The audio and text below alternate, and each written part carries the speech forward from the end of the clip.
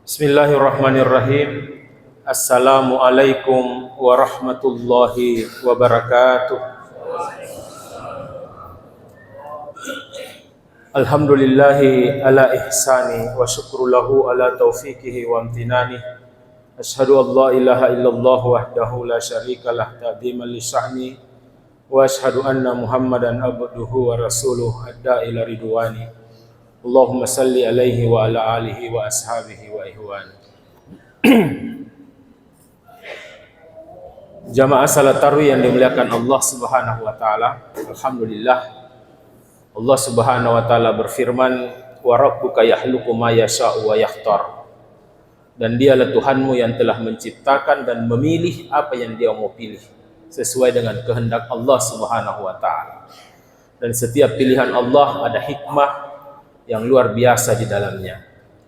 Di antaranya, dengan segala hikmahnya, Allah hanya memilih 3 masjid di antara seluruh masjid yang ada di muka bumi ini.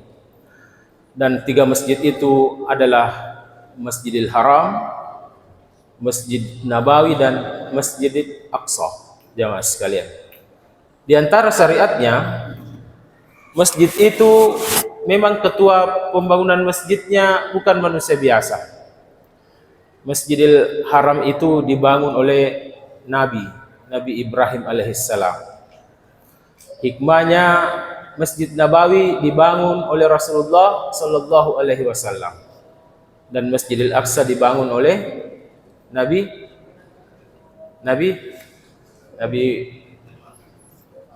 Sulaiman alaihissalam. Masya Allah, tabarakallah. Dan jamaah sekalian, hanya 3 masjid ini kita boleh sengaja ke sana. Boleh menyengaja ke sana, mempersiapkan bikin buras, bikin nasi kuning untuk pergi salat duhur di sana. Di 3 masjid itu. Di luar masjid itu kita tidak boleh sengaja berniat bikin nasi kuning, bikin buras, pergi salat di masjid Katangka Gua. Tidak boleh jamaah sekalian. Hanya 3 masjid ini dengan segala hikmah yang Allah berikan kepadanya. Dan di antara keutamaan Masjidil Haram, ya, kata Rasulullah, barang siapa yang salat di Masjidil Haram satu waktu sama dengan 100.000 hari salat di Masjid Besar Baru Gantang. Artinya satu waktu itu 1 kali duhur, 1 kali asar, maghrib, isya, dan subuh. Barang siapa yang salat 1 hari sama dengan 100.000 hari di Masjid Baru Gantang. Berarti kalau kita mau komparasikan dalam tahun, maka tentu kita akan menemukan 100.000 hari dibagi 1 tahun atau 365 hari. Maka kita menemukan 1 kali salat di Masjidil Haram sama dengan 274 tahun salat di Masjid Baru Gantang. Masya Allah, tabarakallah. 274 tahun, Pak. Ya, ini yang umrah ini, Masya Allah, tabarakallah. Berarti kalau 12 hari, ya kalau tapi saya bukan agen, ya. Saya bukan agen umrah. 12 hari berarti 274 dikali 12. Kita ketemu angka 3.222 tahun. Masya Allah. 12 hari salat di sana sama dengan 3.222 tahun kita salat di Masjid Baru Gantang tanpa dosa. Makanya jamaah sekalian, sebagian saudara kita yang sudah sering umroh, kadang kalau pulang ke Makassar, jarang-jarang sembahyang di masjid. Ya. Ini mungkin hadisnya napake. Ya. Hadis riwayat Antang, jamaah sekalian. Wa rabbuka yakhluqu ma yasha'u wa yakhtar. Dan dialah Allah yang menciptakan dan memilih apa yang Dia mau pilih sesuai dengan kehendaknya. Ketika Allah memilih hanya beberapa puluh nabi dan rasul yang Dia pilih dari sekian banyak manusia yang Allah ciptakan di muka bumi ini, dan membawa syariat yang luar biasa dengan segala hikmah yang ada di dalamnya. Ya, kata Allah Subhanahu wa taala, ulaikal ladzina hudallah fa bihudahum muqtadi. Dan dialah Allah yang telah memilih para nabi dan rasul, fa bihudahum muqtadi, dan kepada engkau Muhammad hendaklah mengikuti syariatnya. Jadi kita itu diwajibkan mengikuti syariat Nabi Adam sampai Nabi Isa alaihissalam. dengan ketentuan tidak ada yang melarangnya, dan Rasulullah Shallallahu Alaihi Wasallam mencontohkan dan menganjurkannya. Misalnya contoh syariat Nabi Adam alaihissalam. Ternyata di antara hikmah Allah menciptakan Nabi Adam, disitulah kita menemukan bahwa begitu pentingnya kalau kita menikah, jemaah sekalian. Harus kita berumah tangga ya. Sebagaimana Allah Subhanahu wa taala berfirman, "Huwallazi khalaqakum min nafsin wahidah wa khalaqa minha zawjaha liyaskuna 'alaiha." Kata Allah Subhanahu wa taala, dan dialah Allah yang telah menciptakan jiwa yang satu. Itulah Nabi Adam alaihissalam, manusia pertama.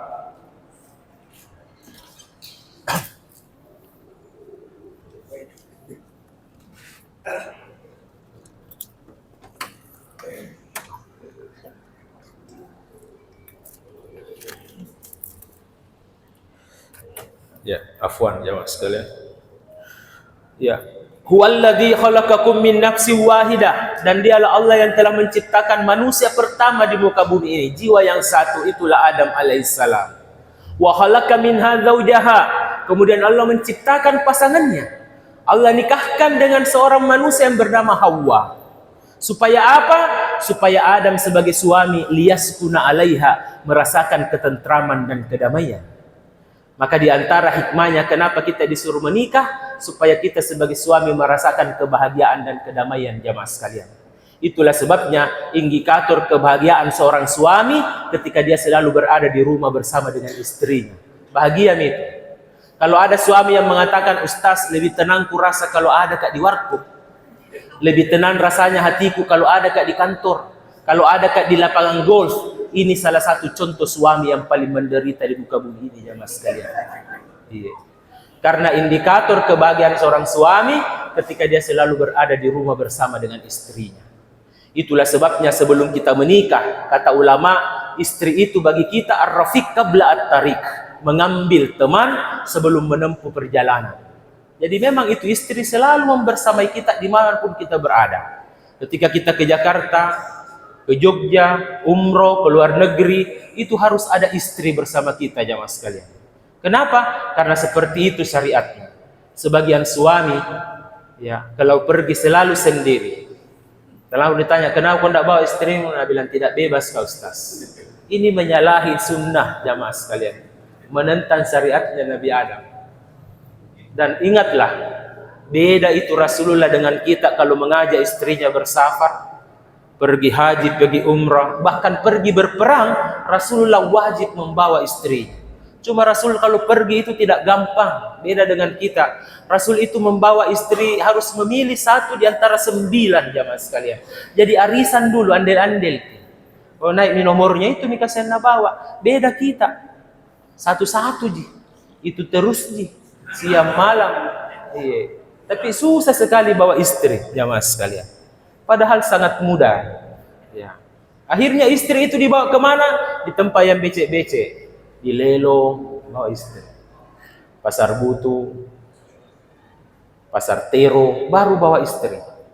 Kalau pergi yang bersih-bersih tidak bawa istri. Ini tidak di sini. Yang saya cerita nih jamaah masjid dekat rumah saya, jamaah sekalian ya. Di sini Masya Allah, semua bawa istri. Wa rabbuka yahluku ma yasha'u wa yakhtar. Dan dialah Allah yang memilih dan menciptakan apa yang dia mau ciptakan sesuai dengan kehendaknya, dan selalu membawa hikmah yang luar biasa di dalamnya. Dengan segala hikmahnya, Allah menciptakan 12 bulan dan memilih bulan suci Ramadan yang kemudian disebut Sayyidus Syuhur, pemimpin para bulan, jamaah sekalian. Yang hari ini, Masya Allah, sudah malam ke-16. Kita sudah berada di dalamnya dengan segala diberikan kesempatan dan kesehatan. Luar biasa, jamaah sekalian. Ingatlah hadis Rasulullah, hadis yang agung tentang orang-orang yang bisa bertemu dengan bulan suci Ramadan. Hadis ini diriwayatkan oleh Talha bin Ubaidillah, salah satu sahabat dari 10 sahabat yang dijamin masuk surga, yang ditunjuk langsung oleh Rasulullah Sallallahu Alaihi Wasallam di dalam majelisnya. Ditunjuk langsung, Abu Bakar As-Siddiq kau di surga, Umar bin Khattab kau di surga, Utsman bin Affan engkau di surga, Ali bin Abu Talib engkau di surga, Talha bin Ubaidillah engkau di surga. Talha meriwayatkan hadis ini. Dia melihat ada 2 pemuda yang bersahabat dari Yaman. menghadap Rasulullah untuk hijrah masuk Islam. Setelah sekian lama tinggal di Madinah mempelajari agama, maka ketahuanlah dari di sisi Talha bahwa ternyata dua orang ini beda karakternya, bersahabat. Yang satunya semangat beribadah, semangat diceramai. Karena ada juga orang biar bulan Ramadan tidak mau sekali diceramai, asal naik di mimbar pulang. Ya, nanti mau salat tarawih baru masuk. Ya. Ini nanti yang menyesal kalau sudah Ramadan masih mau tinggal di ceramai, sudah salah Isya, tidak ada yang mau ceramai. Dia malas beribadah, jamaah sekalian. Malas beribadah, makutu beribadah, dan diberikan hidup 1 tahun lagi. Sementara sahabatnya yang kedua ini semangat beribadah, fokus selalu sholat tepat pada waktunya, dan Allah menakdirkan dia meninggal pendek umurnya karena mengikuti salah satu perang Rasulullah dan mati syahid.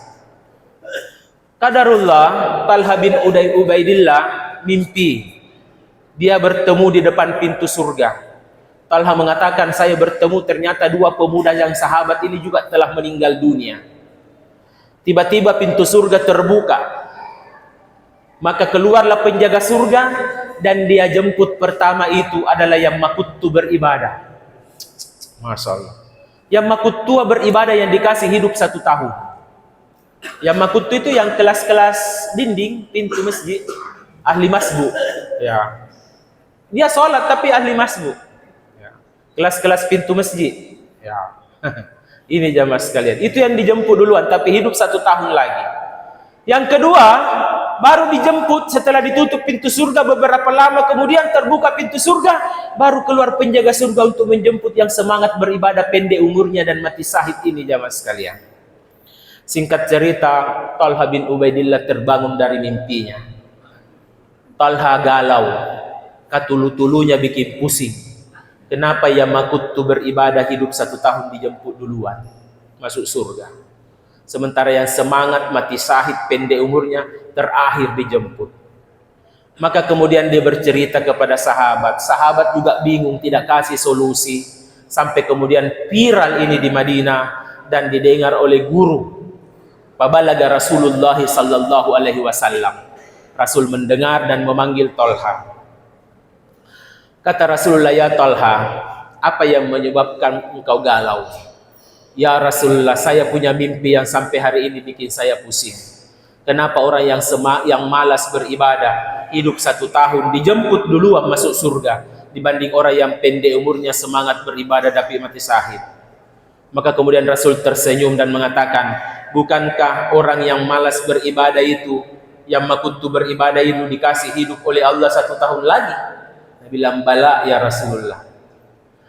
Apakah orang yang hidup 1 tahun itu akan ketemu dengan bulan suci Ramadan? Dia bilang, dia ketemu ya Rasulullah, karena hidup 1 tahun. Kemudian Rasul bersabda, fa'adraka Ramadan fasomah. Kalau dia ketemu dengan Ramadan, berarti dia puasa di bulan suci Ramadan, dia beribadah di bulan suci Ramadan, kada wa kada dengan segala amal ibadahnya di bulan suci Ramadan. Bala ya Rasulullah. Kata Nabi, orang yang malas beribadah tapi ketemu dengan bulan suci Ramadan itu lebih baik seutama-utama hidupnya dibanding orang yang mati syahid tapi tidak ketemu dengan Ramadan. Ini hadisnya sahih jamaah sekalian. Dan inilah kebahagiaan kita, orang yang masih bisa bertemu dengan bulan suci Ramadan. Dan kesyukuran itu terus kita perlihatkan pada malam hari ini jamaah sekalian. Kita akan segera menuju puncak jamaah sekalian. Akhir dari Ramadan, itulah perguruan kita yang sebenarnya. Oleh karena itu terus siapkan ilmu, perbaiki kualitas Ramadan kita jamaah sekalian. Ramadan itu ya walillahi yutaka'u minan niram wa dzalika kullal lailah. Setiap malamnya itu Ramadan adalah ampunan. Setiap malamnya itu Ramadan adalah rahmat. Setiap malamnya itu Ramadan Allah mencatat orang-orang yang dibebaskan dari api neraka. Setiap malamnya. Tidak ada istilah malam pertama kurang bagus, malam kedua kita lemas, tidak boleh. Justru kalau kurang bagus malam pertama, ada malam kedua, ulang baru magang ke-15, ada malam ke-16, terus ditingkatkan itu jamaah sekalian. Karena walillahi yutaka'u minan niram, setiap malamnya. Ini berbeda dengan hadis yang sering kita dengar. bahwa Ramadan itu awwalu rahmah wa awsatuhu magfirah wa akhiruhu ifkum minan nar. Hadis ini daif, sanadnya lemah jamaah sekalian, dan matannya juga berbeda dengan konsep hadis sahih yang saya sebutkan tadi. Coba dari segi makna jamaah sekalian, kalau di 10 pertama Ramadan ada orang yang meninggal dunia, maka tentu dia sudah dapat rahmat tapi belum diampuni dan masih ada dalam neraka. Saja kita. Iya. Kalau meninggal di 10 kedua Ramadan, alhamdulillah, sudah dapat rahmat, sudah dapat ampunan, tapi masih ada dalam neraka dibakar. Ya, apa artinya? Makanya kalau pakai hadis ini, usahakan meninggal malam ke-30 Ramadan supaya lengkap jamaah sekalian. Maka tentu kita akan memilih hadis yang pertama, ya, bahwa setiap malamnya. Makanya siapkan jamaah sekalian, jangan pernah berhenti dengar ceramah, jangan pernah mengulas ilmu-ilmu agama terkait Ramadan supaya tambah bagus, termasuk hukum-hukum sunnah-sunnahnya, bagaimana meningkatkan kualitas itikaf kita jamaah sekalian. Misalnya kata ulama di keutamaan Ramadan, akhirkan sahur. Ya, jangan lagi makan jam 1, jam 2, jam 3 malam. Itu bukan makan sahur, itu makan malam untuk menghindari bahaya laten, bahaya lapar tengah malam. Iya. Kemudian kata ulama, segerakan sahurmu, segerakan buka puasamu, jangan tunda-tunda. Kalau kita mengurus jamaah, minum dulu sedikit. Ya, jangan batalkan itu puasa. Jangan kemudian kita tunda-tunda gara-gara merasa masih sehat, tidak haus, tidak boleh. Segerakan buka puasa. Dan kita harus tahu sunnah-sunnahnya buka puasa. Saya di sini insya Allah tidak ada yang seperti itu, karena di sini saya tahu betul sering ada taklim-taklim yang sunnah. Beda kasihan di masjid lain, di masyarakat lain. Kalau dia buka puasa, berdoa dulu baru buka puasa. Berdoa dulu. Zahabal zama wa batallatil uruq wa sabatal ajru insyaallah taala. Telah hilang dahaga, telah basah kerongkongan, baru belum diminum. Balik-balik. Iya, jangan ada dusta di antara kita, kata Allah. Masa belum minum baru Nabi bilang telah hilang dahaga, telah basah ura-ura. Semoga pahalanya kau tetapkan ya Allah. Ini kurang ilmu. Makanya kalau ceramah jangan pulang, jangan main HP, chatting, salah sedikit na foto sudah kena foto na kirim ke teman grupnya. Na komentari makin temannya icomo na ustaz. Jadi kalau kita buka puasa minum dulu. Misalnya begini, bismillah baru minum. Setengah, bisa cendol, bisa es kelapa muda. Yang penting basah dulu. Yang kosong kalau tidak basah itu tersangka lagi. Nah, setelah minum sedikit, baru berdoa. Zahabaz zama. Itu telah hilang dahaga ya Allah. Ya. Wa batallatil uruq, telah basah ura-ura. Wa sabatal ajr insyaallah, dan sesungguhnya pahalanya telah kau tetapkan ya Allah. Itu. Apalagi dilakukan Ustaz? Minum kok lagi, makan lagi. Karena sudah basah tadi baru berdoa, itu gunanya ilmu. Jamaah sekalian. Ya, jangan setengah mati berdoa, panjang-panjang Nabi bilang telah hilang haus. Di depannya lagi Allah bohong. Lemak beli-beli sih ambaku ya.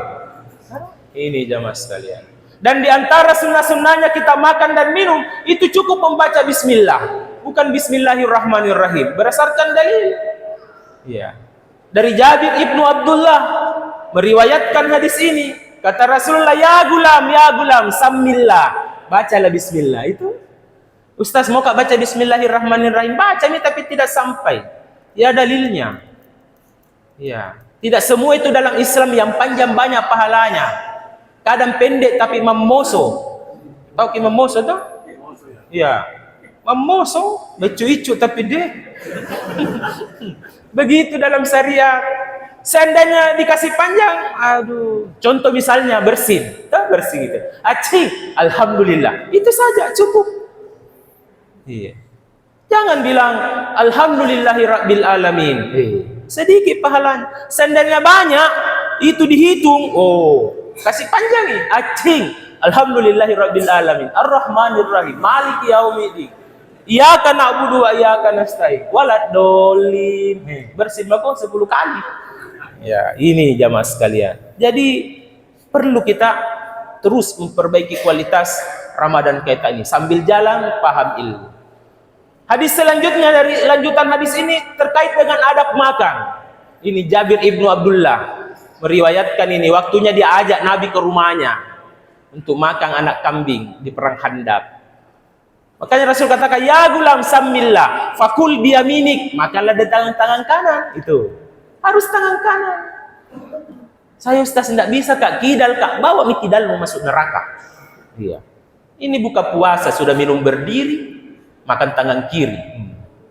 Hilang itu pahala-pahala puasa jamaah sekalian.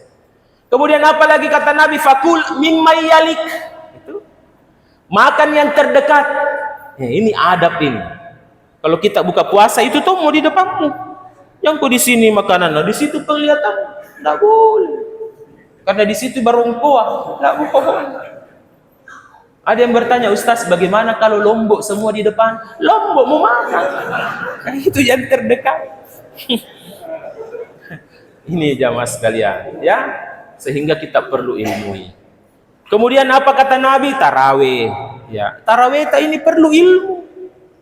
Bagaimana kita mengikuti imam sampai selesai? Ambil ini dalil. Kata Rasulullah, ya, innahu man sallama al-iman hatta yansarif kutiba lahu qiyamul lail. Barang siapa yang mengikuti salatnya imam sampai selesai, maka dia dianggap salat sepanjang malam. Jadi pulang di rumah, minum teh, minum kopi, ngobrol, itu dianggap sampai subuh salat. Berdasarkan hadis sahih ini. Jadi ikuti salatnya imam sampai selesai. Jangan witir, ada yang pulang alasan mau salat di rumah juga. Silahkan salat 2 rakaat, tapi jangan tutup witir, karena tidak ada 2 witir dalam satu malam. Sebagaimana tidak ada 2 cinta dalam satu rumah. Si mau pun. Kacau dunia persilatan. Jadi 1 kali witir. Ini sebagian masjid ada yang pulang. Setengahnya pulang. Nah, lihat orang pulang, ikut lata juga pulang. Ada anak muda ditanya, kenapa ki pulang? Anu Ustaz, ikut tunjak. Lebih parah lagi. Oleh karena itu tinggal kita lanjutkan witir kita. Boleh pulang, bisa ke warkop, tapi jangan ke warkop Pak, habis itu. Ini warkop luar biasa tuh dekat rumah saya di Jalan Tupai. Warkop sepanjang malam. Ya. Habis, tidak ada bacaan yang jalan. Bayangkan kalau kita di warkop. Itu minumannya itu Pak 10.000, kecil sekali itu gelasnya. Tadi tidak habis 5 jam. Bisanya itu. Kira-kira kapan Runa lepuk-lepuk? Balai. Hilang semua, sia-sia jamaah sekalian. Nah, oleh karena itu sekali lagi hukum dalam beribadah, innamal a'malu lihawatimiha. Sesungguhnya patokan dalam beramal yang Allah lihat ujungnya. Cepatlah.